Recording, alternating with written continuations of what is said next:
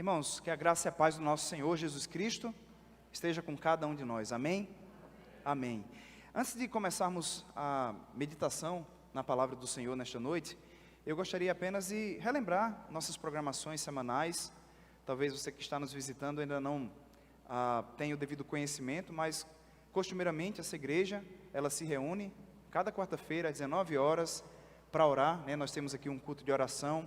E de fato, nesse culto de oração, nosso enfoque maior é de termos um tempo mais especial e nesse tempo nós podemos nos derramar na presença de Deus, também podemos abrir nosso coração aos irmãos. Na quinta-feira nós temos tido também um trabalho muito importante com crianças aqui, que é o Clube Oance. Então, crianças a partir de 4 anos de idade, não é isso? Já podem ingressar no Clube Ursinho. Todos os sábados nós temos as nossas sociedades aqui, mas especialmente esse sábado as senhoras não se reunirão na igreja, elas se reunirão numa programação especial na casa da irmã Rai, não é isso? E os homens irão até a igreja de Parnamirim, onde haverá ali uma conferência, acredito eu, de aniversário. E domingo de manhã, nós temos a nossa escola dominical. Foi um tempo muito precioso, creio eu, aqui, onde o irmão Rafael e o irmão Breno ministraram aulas com uma temática muito importante, que era as estratégias de Satanás. E próximo domingo será o encerramento, né, dessa matéria. O irmão Rafael ele irá trazer a última lição. E depois, ao findar essa lição, nós iremos começar uma nova série aqui, que nós iremos intitular da Teologia das Emoções. Então, nós queremos olhar para as emoções através de uma perspectiva estritamente bíblica. O que é que o Senhor fala a respeito das minhas emoções? O que são nossas emoções da perspectiva do Senhor? E como lidar com elas de uma forma que o Senhor seja honrado? Como não sermos dominados pelas emoções pecaminosas e coisas dessa natureza, é o que nós iremos desenvolver. Culto à noite, seguimos estudando firmes aqui, a Epístola de Paulo aos Coríntios. E hoje eu quero, então, convidá-los a abrirem lá no capítulo 7. Enquanto vocês estão abrindo, eu quero agradecer a presença daqueles que nos visitam. Nós temos aqui a irmã Maria José e a irmã dela, Wanda. Sejam muito bem-vindas em nome de Jesus. Vocês precisam comer a pamonha que ela faz, né? A canjica, é a melhor de todos os tempos, muito boa. Oi? O bolo da moça também, né? O bolo da moça, muito conhecido. Também nós agradecemos a presença de Jerônimo, que está nos visitando aqui nesta noite. E também, nós temos nossos irmãos que estão nos visitando aqui nessa noite, Márcio e Aldeleide. Sejam muito bem-vindos também, no nome do Senhor Jesus Cristo. Muito bem, então, com as Bíblias abertas, lá no capítulo 7 de 1 Coríntios, nós iremos refletir na temática casamento, olhando de uma perspectiva correta. E para isso nós iremos fazer a leitura do versículo 1 até o versículo 9, você pode ler reverentemente como está.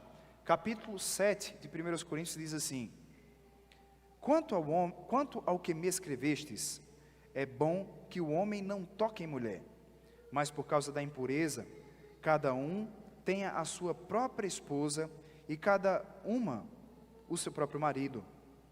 O marido conceda à esposa o que lhe é devido, e também semelhantemente a esposa ao seu marido.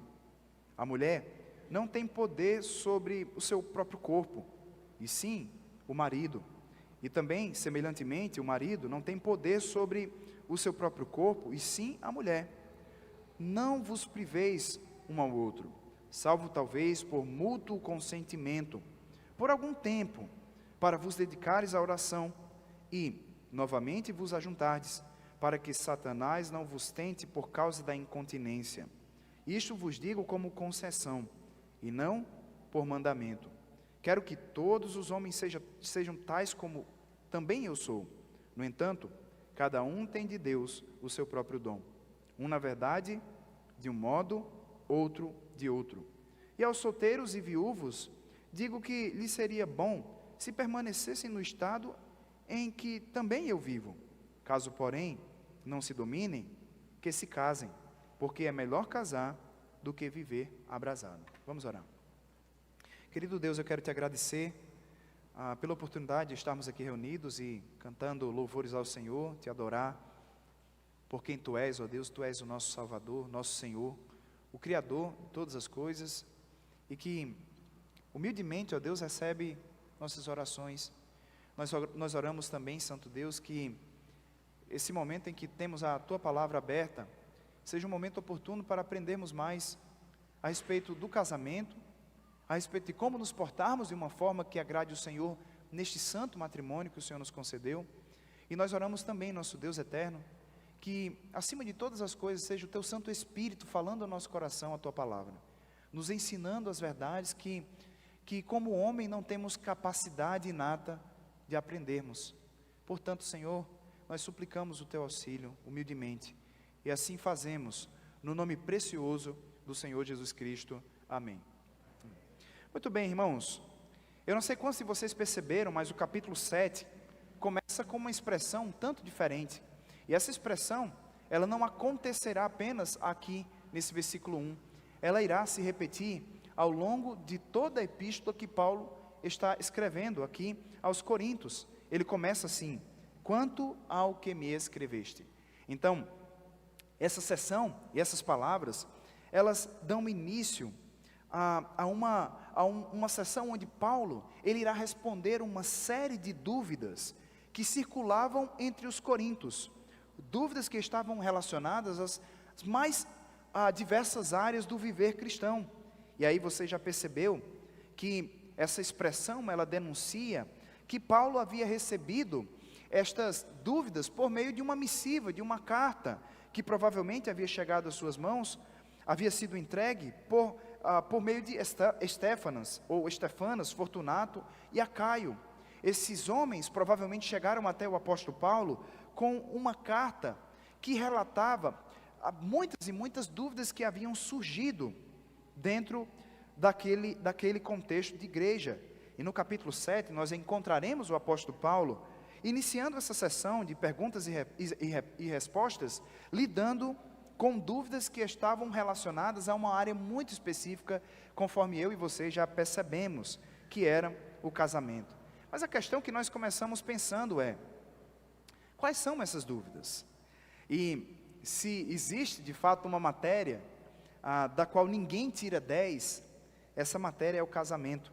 Nós sempre temos o que aprender. E o cristão, de uma forma muito mais específica e precisa, ele se esforça, ele se esmera, ele quer entender a dinâmica de Deus para o casamento, porque a santa instituição criada por Deus, que é o santo matrimônio, que é o casamento, é algo que nós não desprezamos, muito pelo contrário, é algo que nós nos preocupamos, é algo que nós queremos aprender como viver, para que Deus seja então glorificado.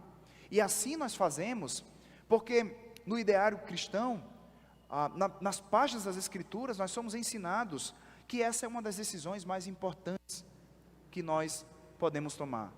A primeira decisão mais importante na vida de alguém é a decisão de entregar-se a Cristo, de recebê-lo como seu Salvador.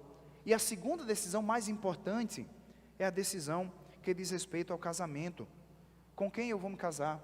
Será que irei me casar? Ou vou me casar? Então, notem que todas essas questões, que são de extrema importância, de extremo valor, circulavam na mente dos coríntios. E, provavelmente, podem ser também nossas dúvidas. É interessante que os coríntios, de uma forma muito específica, vivendo numa cultura pervertida, imoral, numa cultura que desvalorizava o matrimônio, que pregava a poligamia e tantas outras coisas pervertidas, eles estavam confusos. Somente para entendermos melhor, nós precisamos lembrar que nos capítulos anteriores, ou melhor, nos versículos anteriores, o apóstolo Paulo havia lidado com um problema de imoralidade entre irmãos. Paulo estava chamando a atenção de uma igreja que estava lidando de forma complacente, permissiva, com um caso de imoralidade na igreja. Havia um homem que tinha práticas perversas, vivia num incesto, e a igreja estava sendo complacente, então Paulo traz instruções. E agora ele inicia esse assunto relacionado ao casamento, para corrigir um outro extremo. Por um lado, haviam pensadores cristãos, que diziam que Deus não se preocupa com o nosso corpo, e podemos viver de qualquer maneira, e Deus então trata isso. E agora nós temos o outro lado da questão, nós temos o outro extremo. Nós temos aqui pessoas que estavam defendendo o fim do relacionamento sexual para o cristão, embora isso acontecesse ou não dentro de um relacionamento conjugal. Eles estavam, de certa forma, pregando que o bom mesmo era o celibato, e eles tinham como base esse slogan: é bom que o homem não toque em mulher. A expressão aqui, tocar em mulher, não significa tocar assim, mas era uma palavra que denotava o relacionamento físico, o relacionamento sexual. Então aqueles coríntios, eles estavam partindo para o outro extremo. Eles estavam dizendo que o bom mesmo é que o homem, ele não toque em mulher, ele não tenha relacionamento físico. Então, em outras palavras, Paulo, ele inicialmente está lidando com um grupo de crentes que haviam se levantado contra a imoralidade, aquela imoralidade que imperava em Corinto. Eles não queriam aquilo para a vida deles, mas a grande questão é que eles estavam defendendo que a solução para esse problema que assolava os coríntios e os seus dias, e os nossos dias também, era a abstinência total do relacionamento físico, inclusive dentro do próprio casamento. Essas pessoas provavelmente pensavam que ser solteiro, ser celibatário, era muito mais espiritual do que ser casado, e por isso eles estavam menosprezando totalmente o casamento.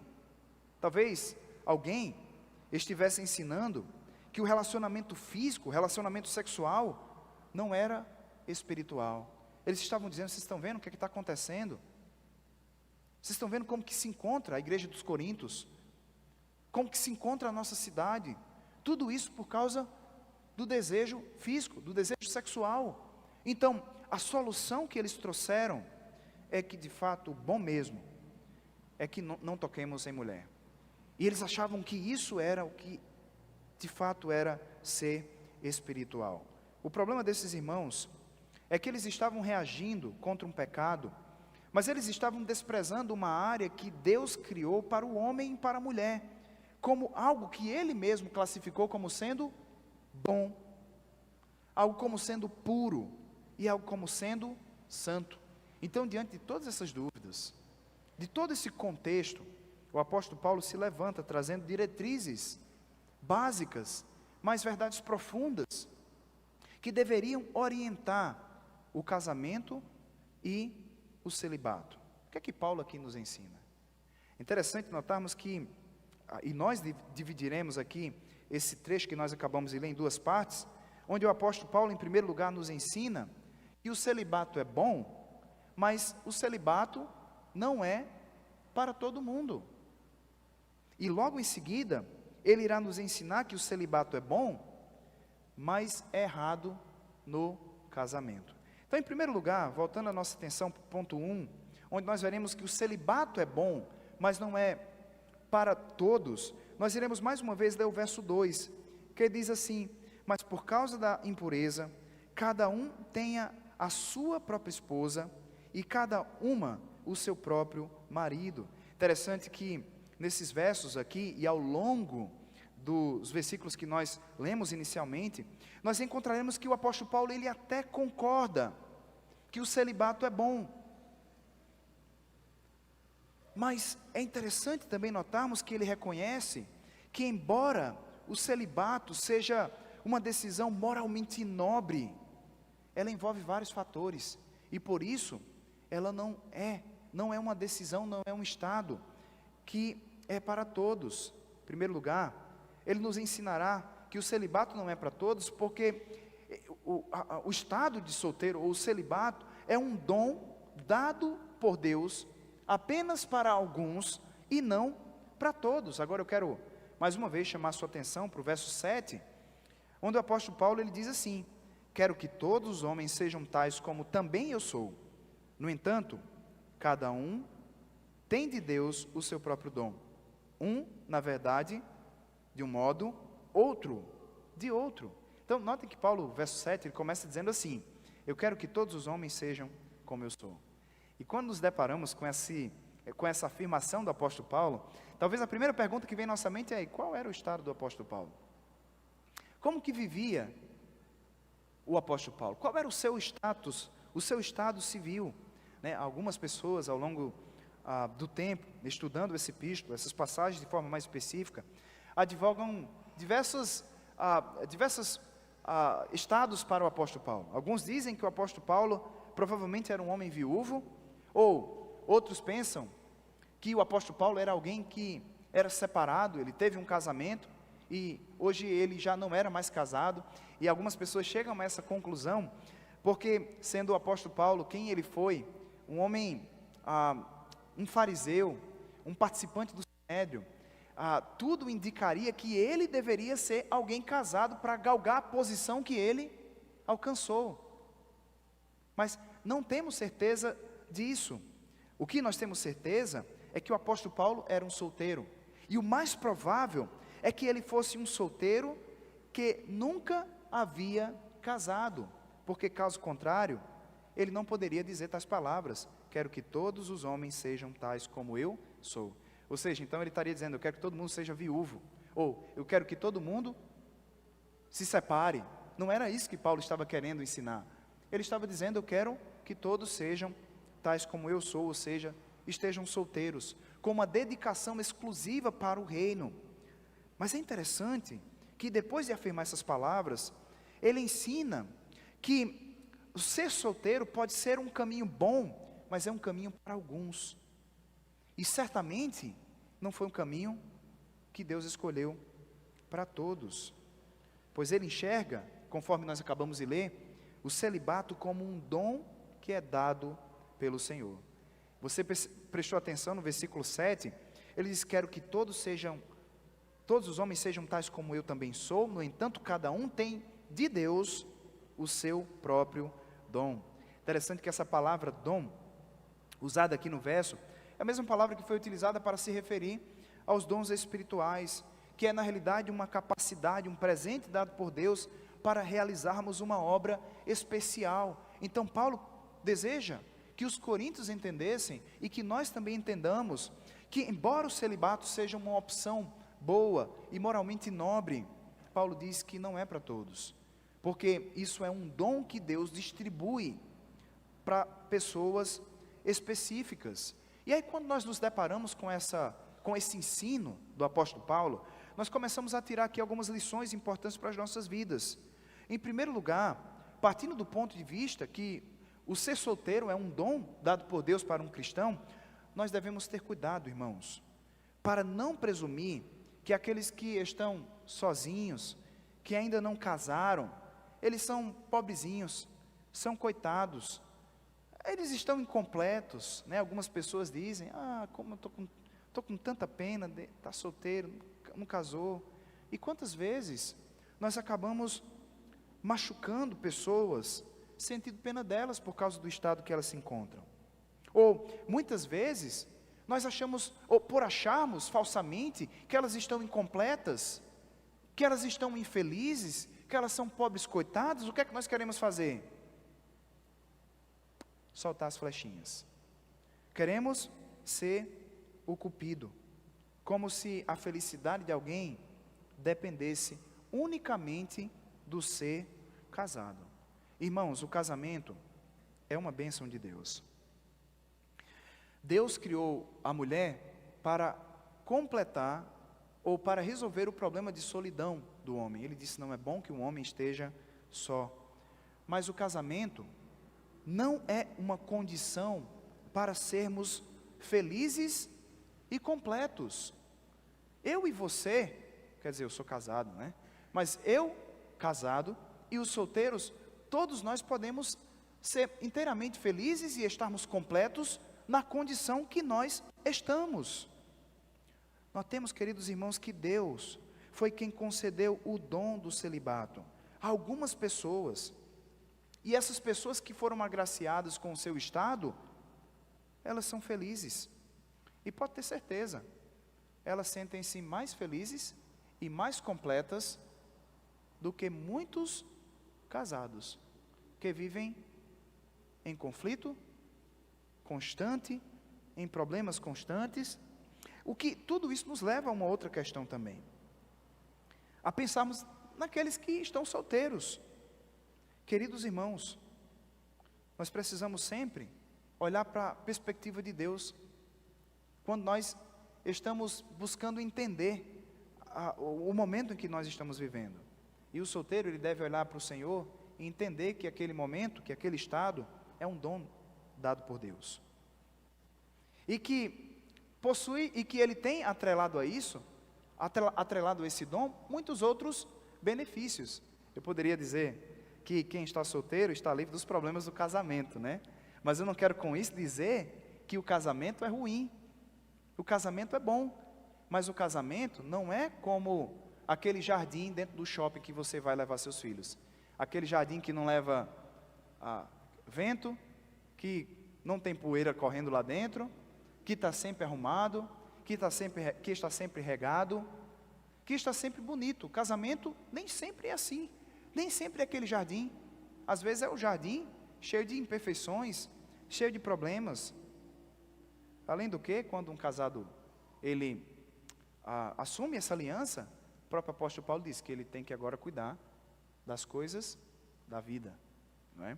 Ele tem que cuidar das coisas da vida. Então, quando ele chega em casa, a esposa está lá com a fatura do cartão, com a fatura da luz, com a fatura da água, da internet, e com a lista das compras e outra do remédio, né? Então, você vai ter que ir lá e resolver tudo isso agora. E quando você chega, ela diz assim: acabou o gás, né? Então, tem os desafios. Mas é claro que quem entra no casamento, enxerga o casamento da perspectiva divinal, encara todas essas dificuldades de uma perspectiva completamente diferente. Mas o que eu quero pensar é que, vista que o estado de celibato é um dom dado por Deus, ele é dado por Deus para que a pessoa possa dedicar-se de forma mais integral ao reino.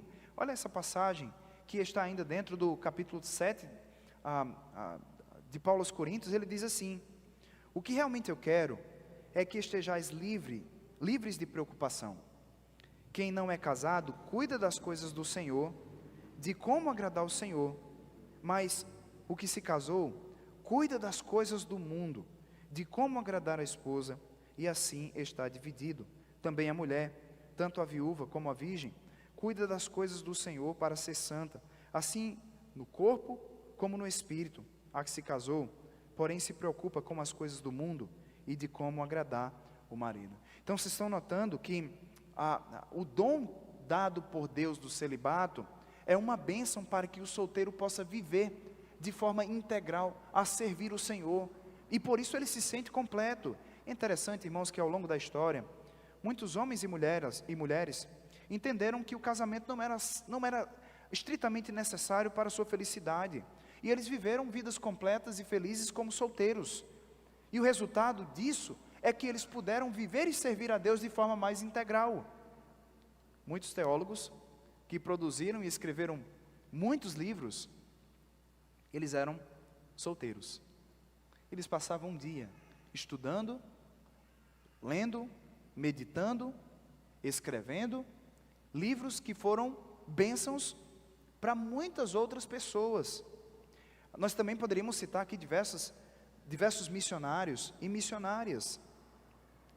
Eu li há um tempo atrás com minha esposa um livro que tinha a história comovente e muito graciosa de uma mulher chamada Ellen Roosevelt. Ela foi uma missionária no Congo que construiu um hospital e levou muitas pessoas a Cristo através do seu ministério, um ministério como solteira. Ela construiu literalmente, e ela trabalhou ali, levando pessoas a uma cura física, mas também a uma cura espiritual. Aqui em Natal, anos atrás, tinha uma missionária solteira, chamada Dona Frona, era o nome dela. A irmã Rai conheceu, a irmã também conheceu, a irmã Maria José. ela na realidade trabalhou ativamente fundando a igreja de Igapó, uma missionária solteira. Também a Rachel Saint, Sofia leu o livro dela, a biografia, foi uma missionária solteira que serviu entre os índios, os Aucas, lá no Equador. E por muitos anos ela viveu ali sem companhia. Ela derramou a sua vida e o seu amor de forma integral para aquelas pessoas que ali estavam necessitadas. E aquilo foi uma grande bênção para a sua vida. Interessante que quando o Senhor Jesus Cristo estava falando a respeito do casamento, falando a respeito da seriedade que o homem e a mulher devem encarar o casamento, falando a respeito de uma união que era uma união indissolúvel, as pessoas que estavam ouvindo a sua mensagem disseram assim: Senhor, então, desse jeito é muito difícil casamento. Quem é que vai querer um casamento assim? Né? Porque o mundo hoje, muito semelhante aos daqueles dias de Jesus, entravam num casamento com uma mentalidade de que se não der certo eu saio e arrumo outro. Mas Jesus estava dizendo: não, não é assim. O casamento é para toda a vida. Somente a morte pode separar aquilo que Deus uniu. E eles disseram: então, se for assim, é muito duro. E aí ele respondeu: porque há eunucos de nascença, há outros a quem os homens fizeram tais, há outros que a si mesmos se fizeram eunucos por causa do reino dos céus. Quem é apto para admitir, admita. Então, o próprio Senhor Jesus Cristo, ele achou que isso era algo nobre e maravilhoso, mas apenas para alguns. Segundo ponto também que o apóstolo Paulo ele irá trazer, o segundo ensinamento, a respeito desse estado de viver de forma celibatária. Ele diz que o celibato é bom, mas não é para todos, porque esse estado de solteirice pode ser também um passo para a impureza. E aí nós iremos ler o verso 2, que diz assim: mas por causa da impureza. Vamos lembrar que o verso 1, Paulo repetiu o slogan dos Coríntios, que disseram: é bom que o homem não viva só. E aí no verso 2 ele diz: mas por causa da impureza, cada um tenha a sua própria esposa, e cada uma o seu próprio marido. Então, mais uma vez, Paulo reconhece que o dom do celibato não é para todos. E não é porque algumas pessoas que já sofrem muito com os seus desejos físicos e sexuais à flor da pele, e que optam pelo celibato, acabam atraindo para si um problema. Então, para essas pessoas que sofrem com contínuos desejos, a escolha de viver sem o casamento não é uma opção. Agora, quando Paulo diz isso, eu preciso alertá-los e deixar isso muito claro, que com essas palavras o apóstolo Paulo ele não estava reduzindo o casamento e pensando no casamento como se o casamento fosse uma mera válvula de escape que Deus criou para que as pessoas se desafoguem nesse contexto. Muito pelo contrário, Paulo não sugeriu isso aos cristãos. Paulo não sugeriu que um crente saia correndo atrás de outro crente para se casar, simplesmente para que ele não caia num pecado da imoralidade, simplesmente para que ele possa se saciar. Não, não foi assim que Paulo viu o casamento. Paulo tinha uma visão muito nobre, muito elevada do casamento. Com essas palavras, o apóstolo Paulo simplesmente queria aqui sublinhar a realidade das tentações sexuais do estado do solteiro. Quem está solteiro passa por essas questões. Quem está casado não está livre também. E ele queria reconhecer que elas têm uma saída legítima, que Deus providenciou no casamento. Deus foi quem colocou os desejos no nosso próprio coração. Os desejos sexuais, inclusive, foram dados por Deus. E Deus os deu para serem saciados de uma forma correta. Não de qualquer maneira, não segundo o nosso bel prazer, mas segundo a vontade do Senhor. Paulo está dizendo aqui que o relacionamento físico é algo estrito do casamento. Que o homem não tem direito de sair se saciando conforme o seu entendimento, conforme a sua vontade. Não, todo e qualquer relacionamento físico, para que aconteça de forma correta, santa, pura e agrade a Deus, deve acontecer dentro do casamento. E é por isso que o apóstolo Paulo estava trazendo essa exortação. Então, em outras palavras, ele estava dizendo: se você é solteiro, esse é um chamado elevado e honroso, mas não adianta tentar viver uma vida de solteiro se você passa todas as horas do dia lutando contra os seus desejos sexuais que parecem ser incontroláveis. Então Paulo está dizendo, em outras palavras, o melhor é que se casem.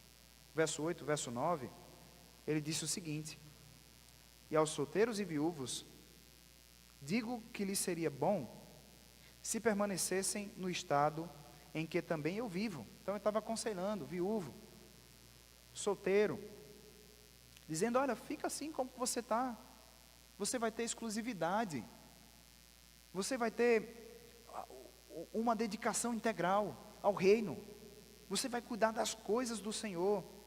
Mas ele segue dizendo: caso porém não se dominem, que se casem, porque é melhor casar do que viver abrasado. E aí no verso 2 ele diz: mas por causa da impureza, cada homem tenha a sua própria mulher, cada mulher tenha o seu próprio marido. Queridos irmãos, nós temos aqui também algumas aplicações. Em primeiro lugar, nós vemos algumas instruções quando vemos o verso 2. Instruções muito simples do apóstolo Paulo. Ele diz: cada um, por causa da impureza, cada um tem a sua própria esposa e cada uma o seu próprio marido. Ensinamentos básicos. Primeiro, Paulo está falando de um casamento que é monogâmico. Nos dias dos Coríntios, um homem tinha várias mulheres. E é provável que uma mulher também talvez tivesse muitos homens, porque eles viviam num estado de corrupção e imoralidade que era extremo. E aí você pensa: não, mas aqueles dias não são como os nossos dias. Sim, os nossos dias se prega cada vez mais a poligamia. Até nós temos pessoas que tentam de forma judicial casar com um, ou dois, ou três.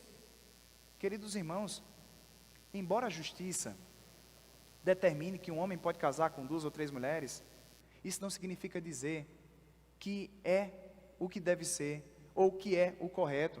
Nós sabemos que a justiça ela é relativa, ela vai se adequando ao estado de pecaminosidade do nosso mundo.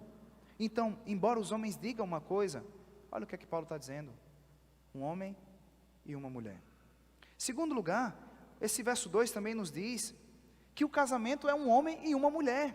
Ah, mas não, já lá em alguns países, o juiz já decretou, já determinou que pode haver um casamento de 2 homens ou de 2 mulheres. Sim, pode haver, e vai acontecer, talvez no nosso estado, não sei, na nossa cidade, talvez já exista, eu estou desatualizado, mas a grande questão é que eles podem dizer que são um casal, mas eles não podem dizer que são uma família, porque quem criou a família foi Deus, e é Deus quem determina o que é uma família. E a palavra de Deus está dizendo que uma família é um homem e uma mulher. E é interessante que, em terceiro lugar, esse verso nos faz pensar que o casamento é uma santa aliança, que no casamento não há impureza, que no casamento não deve haver qualquer tipo de mácula. Então, embora julguemos essas instruções como sendo basilares, fundamentais ao casamento cristão, era na realidade uma verdade que precisava ser ensinada e que precisa ser também relembrada em nossos dias. Nós precisamos reforçar as nossas convicções nos dias que nós vivemos, que são maus, que tentam todo o tempo deturpar conceitos tão maravilhosos, conceitos tão belos que estão relacionados ao casamento. Então notemos, queridos irmãos, que embora o mundo fale a respeito de fornicação como algo natural, tolere o adultério, né? Na verdade a sociedade ela tenta dizer que adultério é uma doença, que já estão tentando encontrar aí um fator genético no homem, que ele adultere, e aí quando, que coisa, né? O homem pega em adultério e diz: não, mas eu fiz isso porque eu sou doente. E qual o remédio que se toma? Né? A mulher sabe muito bem qual remédio, né? Então não podemos aceitar tais coisas como fornicação, adultério, homossexualismo e poligamia. O plano perfeito do Senhor, Ele permite que duas pessoas de sexo oposto, unidas por uma aliança, se unam fisicamente para refletir, não os seus próprios desejos, mas uma unidade em diversidade e amor mútuo, que é visto também no relacionamento de Jesus Cristo com a igreja, que é visto na Trindade. Então, qualquer relacionamento físico que não seja entre um homem e uma mulher, casados, irá fugir do plano do Senhor, e será uma aberração. Por exemplo, homossexualidade é uma unidade, mas é sem diversidade, e portanto, não agrada o Senhor. Fornicação é a união de dois corpos sem uma aliança firme e estabelecida, Deus não aceita. Pornografia, o que não é senão uma mera exploração.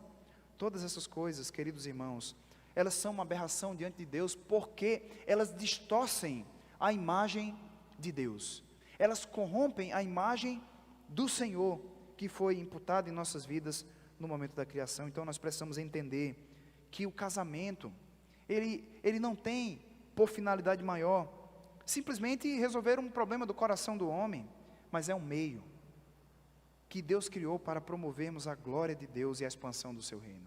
A visão do apóstolo Paulo é essa: através das nossas uniões, dos nossos relacionamentos conjugais, dos nossos casamentos, da união de cada um aqui, que professa Jesus como Salvador, Deus deseja que, através do seu casamento, você possa expandir o seu reino. E quem é solteiro e entende que o celibato não é o seu dom, cuidado, para não condicionar a sua alegria ao casamento. Eu preciso do casamento para ser feliz. Eu preciso do casamento para ser feliz. E condicione, se torna um ídolo. Sabe, e acabamos falando assim como aquela matriarca que disse: dá-me filho se não morro, ou então dá-me um marido se não morro, dá-me uma esposa se não morro.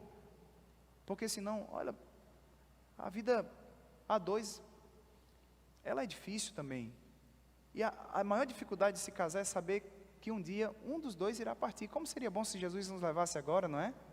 E a gente fosse todo mundo para o céu, eu pegado na mão de Melinda, você pegado na mão do seu cônjuge, a gente subisse juntos. Mas nem sempre é assim. Às vezes o Senhor chama um primeiro, e a gente fica só. E se o casamento for o nosso ídolo, se nós condicionarmos a nossa felicidade, a nossa esperança e o nosso viver a um relacionamento conjugal, quando essa pessoa for chamada por Deus, como que nós ficaremos? Então, meus irmãos, o casamento não é um fim só, em si mesmo.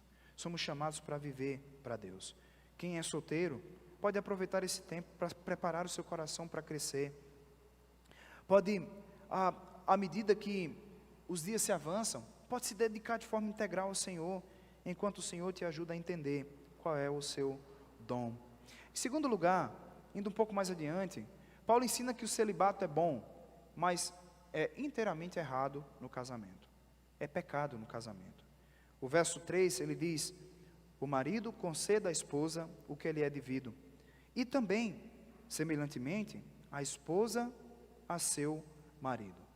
Interessante notarmos aqui que, resumidamente falando, esses versos, o apóstolo Paulo ele está ensinando que os casais, eles tinham uma responsabilidade de satisfazer as necessidades físicas do seu cônjuge.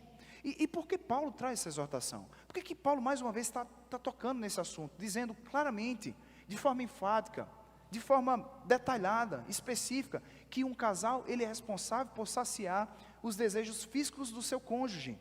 Porque, queridos irmãos, mais uma vez, em Corinto, existiam pessoas que raciocinavam da seguinte maneira: se a vida de solteiro e celibatária, dedicada a Deus, fosse uma vida mais espiritual, mais virtuosa, então talvez os casais ainda pudessem serem mais especiais, mais espirituais, se vivessem como não casados.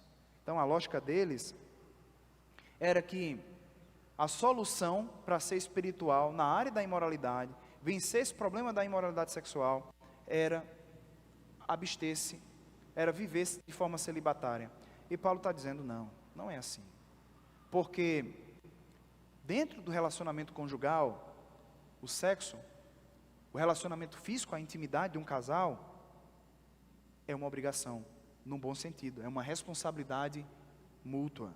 É o que não pode deixar de existir, é o que Paulo irá nos ensinar. Agora, notem, queridos irmãos, como incrivelmente o diabo, ele joga sujo nas mais várias áreas da nossa vida. Quando o casal está ali namorando, pegando na mão, o diabo fica tentando, né? Vai lá, faz as coisas antes, adianta tudo, casamento. Fica jogando fogo e assoprando, jogando gasolina, combustível para pegar fogo tudo. Ele quer ver a sua destruição. E aí quando o casal está unido, já casado, ele fica jogando agora um balde de água fria. Quando é namorado, solteiro, ele está jogando gasolina, para que possa destruir. E quando está casado, ele fica jogando gelo, água fria, para que possa destruir também. Mas é interessante que no verso 3 em diante, o apóstolo Paulo ele começa a nos ensinar, e deixe-me ser mais específico, que a abstinência dentro do casamento é pecado. Esse é o ensino de Paulo. A abstinência dentro do casamento é pecado. E ele ensina que o sexo no relacionamento conjugal, ele deve ser visto de 3 formas, certo?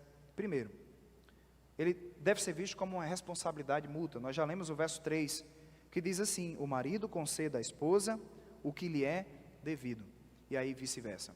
Eu quero que você note 2 palavras aí, nesse verso 3, onde ele diz, conceda o que lhe é devido. Essas 2 palavras, elas transmitem a ideia de uma dívida, de alguém que está devendo alguma coisa ou outra, sabe? Tem uma continha lá que você esqueceu de pagar. Mas ele está dizendo, olha, conceda o que é devido. É como se o marido tivesse essa dívida com a esposa e a esposa tivesse essa dívida com a esposa. Em outras palavras, maridos e esposas têm o dever, a dívida, a obrigação de proporcionar satisfação física um do outro. Aqui nós começamos a tirar algumas outras lições também. Interessante observar como Paulo, em primeiro lugar, ele trata desse assunto de uma forma delicada, sem grosseria ou vulgaridade. Ele trata de uma forma santa, pura. Porque, queridos irmãos, nós notamos isso porque o mundo lida com o relacionamento físico de uma forma vulgar, como se fosse algo não importante ou algo banal. Mas não, o Senhor, Paulo sabia que era importante para o Senhor. Mas é interessante que mesmo tratando de forma delicada, sem grosseria, ele é firme em ensinar que na perspectiva de Deus, o casamento sem intimidade não é apenas algo que é antinatural, mas é expressamente proibido. Porque quando assumimos a aliança do casamento, nós assumimos também automaticamente uma dívida com o outro, de tal forma que o sexo não é um mal necessário. Quantas e quantas instituições religiosas pregam isso? Não é que o sexo é somente para procriação, é um mal necessário. A Bíblia não vê assim, Deus não vê assim. Deus vê como um dom do Senhor para ser desfrutado. É assim que Deus vê o casamento, é assim que nós devemos enxergar também o casamento, como um dom dado por Deus para ser desfrutado dentro do casamento. E aí ele fala também que nós devemos enxergar de outra forma, não apenas como uma responsabilidade mútua, mas também como respeito mútuo. O verso 4 ele diz, a mulher não tem poder sobre o seu próprio corpo, e sim o marido. E ele segue também dizendo, semelhantemente, o marido não tem poder sobre o seu próprio corpo, e sim a mulher. Então notem as palavras do apóstolo Paulo como são claras e enfáticas. Como que deve funcionar e transcorrer um relacionamento conjugal. Agora, mais uma vez, deixe-me, antes de mais nada, explicar que Paulo, com estes versos aqui, ele não está querendo justificar uma espécie de escravidão, né? Porque pode ser que alguém no lar chegue para a esposa, está cansado, trabalhou o dia todo, fustigada, né? Fuleirê, o dia todinho com o menino correndo para lá e para cá, tentando manter as coisas no lugar, e o camarada chega e diz, ó, está vendo aqui o que Paulo está dizendo? Está vendo? olha aqui, né? Não é um tipo de escravidão que Paulo deseja julgar, criar. Na verdade, o que ele pretende com esses versos é enfatizar ao que nós costumamos em perceber, é a mutualidade. Ou seja, que cada um possa usar o seu próprio corpo de maneira não que agrade a si mesmo, mas que agrade o seu cônjuge. Então, na prática, isso seria assim: quando a esposa, o marido chega lá, né, diz: oi amor, ela está cansada, mas diz: eu vou pensar em satisfazer meu esposo. E por outro lado, o esposo, ele é sensível também, para não insistir numa relação, porque ele está pensando no bem-estar dela. Então, ele não está falando sobre criar um jugo, uma obrigação, no nível de escravidão. Ele está falando sobre mutualidade, sobre casais que entendem a sua responsabilidade mutual de suprir as necessidades dentro do casamento. Então é interessante como na esfera da vida normal, olhando para o nosso corpo, o corpo do cristão, ele é do cristão. Paulo começou falando isso. Nosso corpo. E devemos cuidar bem, porque ele é templo do Espírito Santo. Mas, olhando de uma perspectiva espiritual e mais profunda, esse corpo, ele pertence a quem? Ele pertence a Deus. Romanos 12, 1 diz que devemos entregar nossos corpos como um sacrifício vivo ao Senhor. Mas notem que na esfera conjugal, esse corpo não pertence mais a mim mesmo. Ele pertence ao meu cônjuge. E assim por diante. Então, queridos irmãos, a expressão sexual, relacionamento físico, dentro do casamento, com essas palavras, Paulo deseja nos ajudar a entender que não é uma opção. O relacionamento físico é muito mais do que um ato físico. Deus o criou para ser expressão e a experiência do amor num nível humano mais profundo, e portanto deve ser um vínculo lindo e poderoso entre o marido e a mulher. Paulo nos chama, em outras palavras, a procurar o bem do outro, a procurar satisfazer o outro, acima dos meus interesses. E por fim, Paulo, ele traz a última palavra aqui no verso 5 e 6. Ele nos diz, ele nos fornece na realidade, informações ou instruções, acaso venha a haver alguma restrição, alguma abstinência do relacionamento físico dentro do casamento. Ou seja, a pergunta: e Paulo, e se houver restrição, e se houver algum tipo de abstinência dentro do casamento? Paulo traz aqui algumas explicações. Verso 5, ele diz assim: não vos priveis um ao outro, salvo talvez por mútuo consentimento, por algum tempo, para vos dedicardes à oração, e novamente vos ajuntardes, para que Satanás não tente por causa da incontinência. Então ele dá aqui algumas diretrizes. Em primeiro lugar, ele começa nos ensinando que quando essa restrição, ela não é mutual, ou seja, ela não possui um consenso entre os dois, ela é pecaminosa. Já vimos anteriormente que nós temos esse dever, nós temos essa obrigação diante de Deus de suprir as necessidades do nosso cônjuge. E quando nós forçamos uma abstinência, sem um consentimento mútuo, nós estamos privando, e isso é pecado. Paulo está dizendo: não priveis. Paulo está, em outras palavras, dizendo: quando nós tomamos essa atitude, nós começamos a errar o alvo. Segundo lugar, Paulo aponta que existem algumas exceções. Ele diz: salvo talvez, aí ele chega, por mútuo consentimento. Então, esse jejum do relacionamento físico, ele não deve ser por uma decisão unilateral, mas deve ser consensual. E é interessante que está aqui explícito que esse casal ele deve desenvolver um acordo, um consentimento mútuo, o que nos leva a entender que entre eles há uma comunicação íntima. Já parou para pensar nisso? Eles estão decidindo algo, eles estão pensando em algo juntos, eles estão entrando num nível de intimidade profunda, ao ponto de conversarem os dois dizendo assim: ei, vamos dar um tempinho aqui para a gente se dedicar, que é o próximo ponto. Esse jejum, ele deve ter um tempo determinado. Não pode ser eternamente. Não pode ser enquanto dure. Ele diz assim, por algum tempo, ou seja, o casal vê o término, eles planejaram o término. Olha, nós vamos passar aqui meia hora, não, sei lá, 24 horas, enfim. Mas tem que ter um tempo, tem que ter um tempo. E depois, ele diz que tem que ter também um alvo específico, um propósito. É para dedicar-lhes a oração e novamente os ajuntardes. Em outras palavras, Paulo está dizendo, isso acontece para que os dois possam se integrar, né? Ou seja, é por uma razão espiritual. Foi uma viagem missionária, vai passar um mês pregando o evangelho, longe de casa, vão ficar os dois orando, servindo ao Senhor. Notem que deve haver um propósito santo, um propósito nobre, espiritual, que possa promover maturidade aos dois. Sabe por quê, queridos irmãos?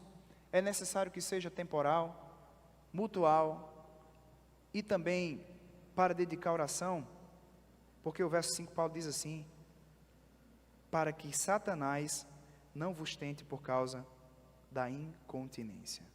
Interessante, não é, irmãos? Como o diabo ele pode agir nas mais diversas áreas da vida de um casal. Até o irmão Rafael ia pregar hoje, né, na estratégia de Satanás, como o diabo ele atua na vida das famílias. Como que o diabo ele tenta destruir famílias através de percepções erradas do casamento. O relacionamento físico é uma bênção de Deus, nós já repetidas vezes frisamos isso. E quando há um afastamento, não mutual, não temporário, e sem um propósito espiritual, o inimigo pode atacar, pode destruir famílias.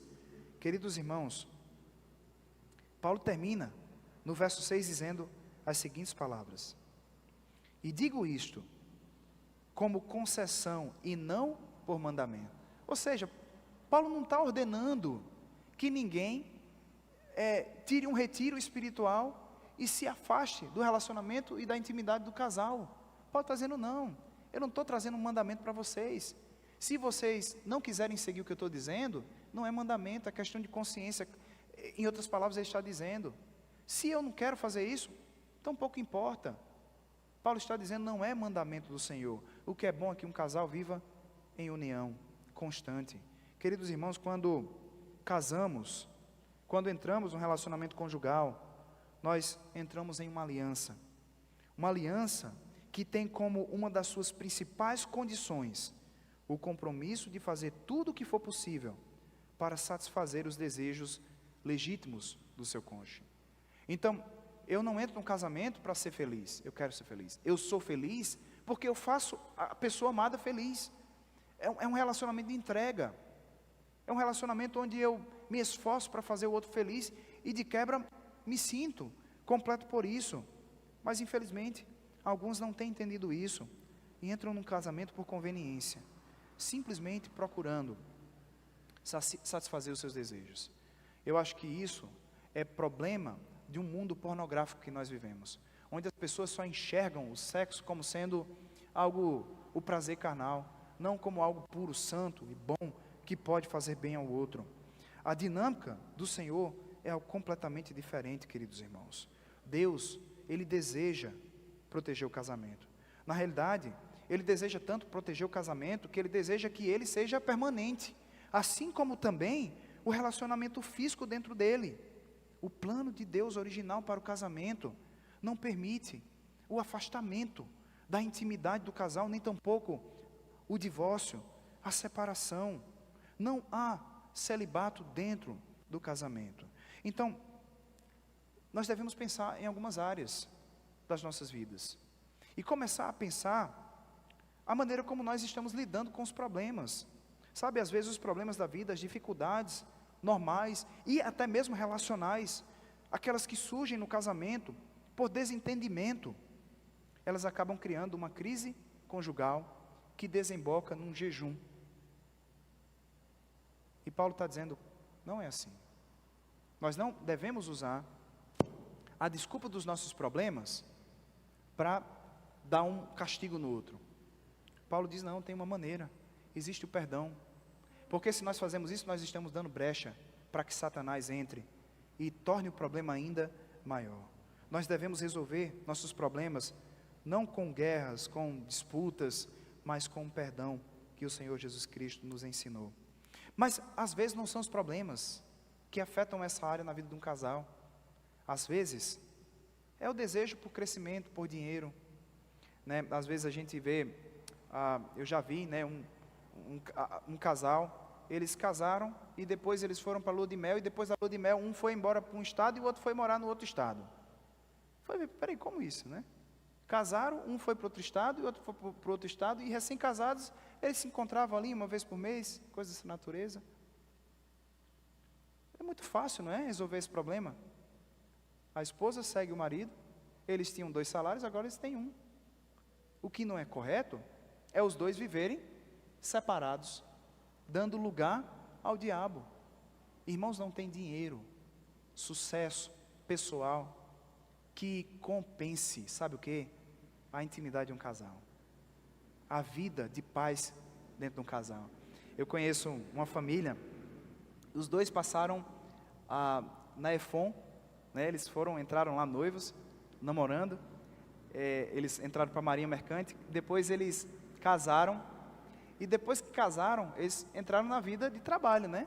Um saía num navio para um canto e o outro para o outro. Financeiramente falando, isso era maravilhoso. Quando era final do mês ou início do mês, não sei, cada um estava com as suas contas cheias. Que coisa maravilhosa. Dava para gastar com tanta coisa, sabe? Dava para comer todos os dias no McDonald's. Dá para tomar açaí. Dá para fazer muita coisa legal. Mas não faziam, sabe por quê?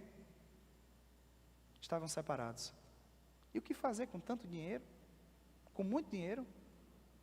Se não há intimidade. Compensa isso? Não. Entenderam que a solução era preservar o relacionamento conjugal. E aí até nós podemos começar a pensar agora na vida dos solteiros. O solteiro é bom que ele namora, né? Se ele quer namorar, ele deve namorar. Mas ele não deve namorar para pecar. Ele deve namorar para casar. Ele deve saber que o casamento é algo sério, é algo maravilhoso, é algo santo diante de Deus. Ele deve então se esforçar para preservar uma vida de santidade. Sabe por quê, queridos irmãos? Porque quando nós preservamos uma vida de santidade, num relacionamento de namoro, naquela fase de conhecimento, nós estamos treinando para sermos também santos no casamento. Ou você acha que no casamento é tudo perfeito? Não, as dificuldades existem. Então, quando treinamos santidade no namoro, nós iremos também nos portar em santidade no casamento.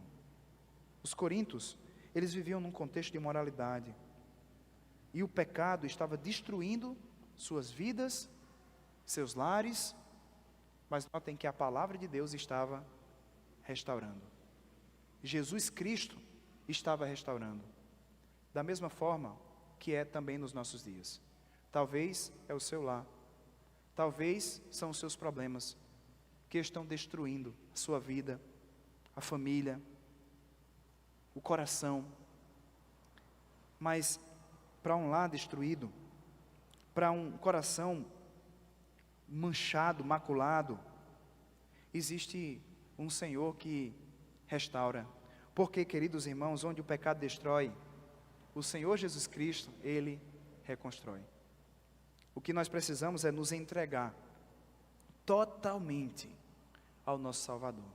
E depender cada área da nossa vida, e essa também, a Jesus Cristo, que é o Senhor do casamento. E onde Ele está, o casamento que Ele é o centro, o casamento onde Ele está presente, meus queridos irmãos, não faltará. Vocês lembram lá em Cana da Galileia? Faltou vinho. Ai meu Deus, e agora? Jesus estava lá. Ele fez, né? E os melhores apareceram. Ele supriu, não só o vinho, mas Ele fez aquela festa, aquele casamento se tornar alegre. É assim, queridos irmãos, que deve acontecer. Jesus precisa estar no centro dos nossos relacionamentos conjugais. Porque o que o pecado destrói, o que é que Ele faz? O Senhor Jesus Cristo, Ele reconstrói. Ele ajeita, Ele restaura. Que o Senhor nos ajude e nos abençoe. Amém? Querido Deus, eu quero te agradecer pela tua palavra viva e eficaz, e eu suplico, Senhor, que especialmente essa área, que era um problema entre os coríntios, que talvez seja o problema no coração de muitos aqui, possa ser sanada pelo teu amor e pela tua graça. Sobretudo, Senhor, pelo poder do teu Santo Espírito. Nós oramos e clamamos o nome de Jesus. Amém. Muito bem, hoje, noite de ceia, então nós queremos convidar os irmãos que irão distribuir aqui os elementos, e eu queria também, talvez, de que alguém pudesse dar um toque para as crianças, né, poderem correr para cá com as professoras para que elas possam estar